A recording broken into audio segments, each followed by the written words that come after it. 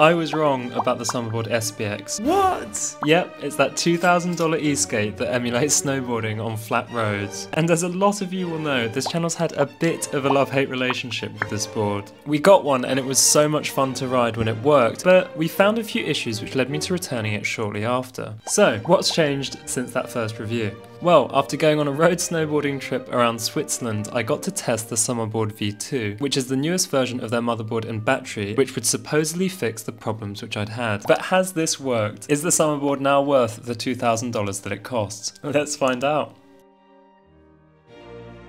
So what were the problems that I had with the Summerboard last year when I first tested it out? The deal breaker was to do with the batteries and the motors, and in particular how they would cut out at times when travelling at high speed, which is absolutely terrifying on this kind of skateboard. Because Summerboards and Freeboards both have this 6-wheel design which is meant to emulate snowboarding on roads, and therefore you can catch the edge, which is incredibly painful. And this cutting out was also a problem when trying to do spins, because the motors would also sometimes cut out when I was trying to do a 360, which meant that I couldn't really use the Summerboard for what it was really built for. Some other problems that I found was that it wasn't really that much fun for downhill because of the belt drive, and that it was much heavier than the Freeboard, making it a lot harder to do these rotations. These were all the issues that I had with the board itself. But this all changed when I saw one of Summerboard's best riders, Stella, who demonstrated what is really possible with this incredible electric skateboard. Alright, so we are with Stella and we are going to be testing the Summerboard SBX. So as a lot of you know, I had a Summerboard and actually had to send it back because there were a lot of problems with it. But Stella's been showing me what you can actually do with the Summerboard, which I didn't really know was possible before. So Stella is a freeboard Summerboarder. What are your thoughts on the differences between Summerboard and freeboard? I mostly use the Summerboard on flat spots. Like I ride a lot in Paris. You can go really fast and you can do real good shit with this board, like jumping on the sidewalk and crossing. And it's just so much fun, and it's different. In mountain I like to use freeboard because maybe it's lighter, I'm more confident on it.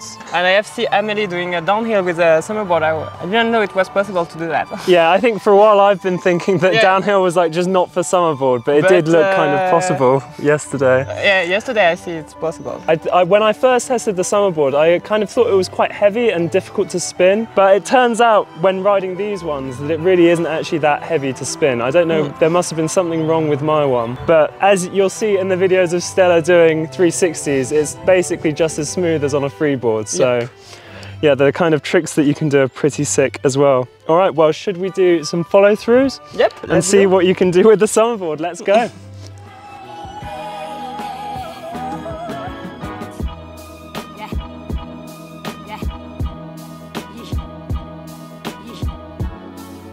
Alright, so we're at the top of the spot now. We've just ridden up and it is quite cool how you can, you know, just ride all the way up and then carve back down. It's pretty sick.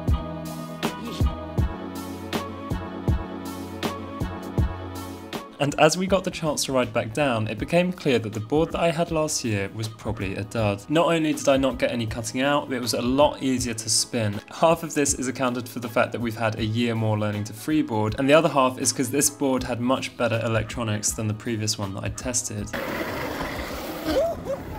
It was so much fun riding up and down this spot, and I was pretty blown away by the wide Freshies centre wheels, which have these holes in them which allow for more suspension as you go over rocks. It's an impressive innovation coming from Summerboard, and it really did make the ride a lot smoother, so props to them for coming up with such a cool idea.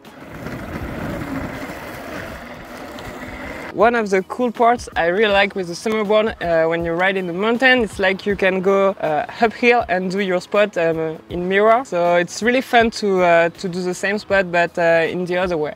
Yeah. You can go really fast in a uphill and do 360. I don't know, I'm more confident because you have no downhill. You know, if you stop accelerating, it will be... Yeah, we'll slow down automatically. Slow down faster. So. Yeah, that has been quite a lot of fun. Yeah.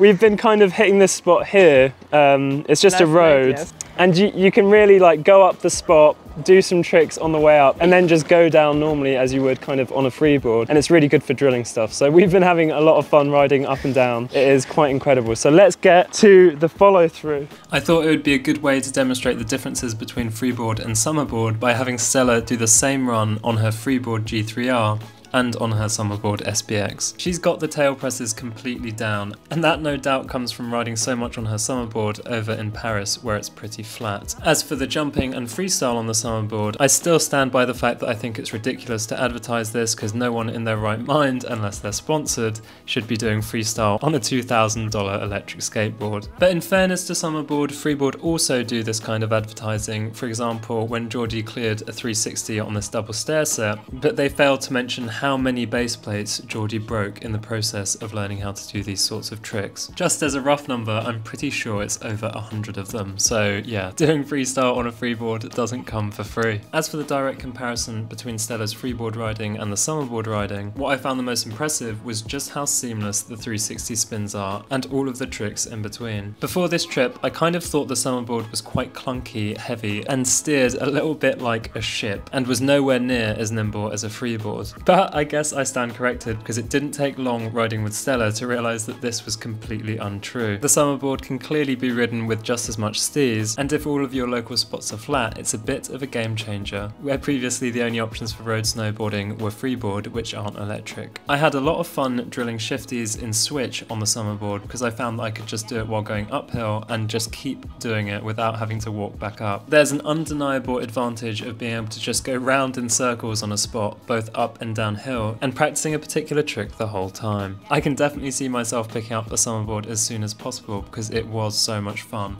and I can really see how it would improve my freeboard riding, and how my freeboard riding could also improve the Summerboard riding. I really don't think the argument is about Summerboard or freeboard, it's really Summerboard and freeboard. And if you can support either company, you really should, because what they are doing is awesome. So I guess I stand corrected on these aspects of riding a Summerboard. I still definitely don't rate this advertisement for shred as low as $1 a day, which is just a path to bankruptcy for those who can't afford it, because truth be told, I don't think I'm the target demographic for Summerboard riders, and the sorts of people that have $2,000 to splash on a hobby like this are probably more likely to be around the age of 35 to 45 and not 25. I do genuinely think that the board is awesome, and I'll absolutely be trying to pick up a board as soon as possible, but with how many freeboarding trips are coming up and having just bought a new laptop for editing, which you'll hopefully see the results of in the next video, which I hope to make the biggest one ever made on the channel, hence why I needed a new laptop. But thanks to Stella, buying a Summerboard is now a question of when rather than if. Definitely check out her channel, which I'll leave a link to in the description, and if you're interested in either freeboarding or Summerboard, then stick around because I cover this on a near weekly basis. If you're like me and the price of a Summerboard isn't really within reach, then I would highly recommend checking freeboarding out, because you can learn how to freeboard, and once you can afford to buy a Summerboard, the skill set is pretty much indistinguishable. This solution probably doesn't work if you live in a completely flat area, but if you have a few hills, it's definitely the best way to go. Since you made it to the end of the video, thank you very much for watching, and I hope you have a good one.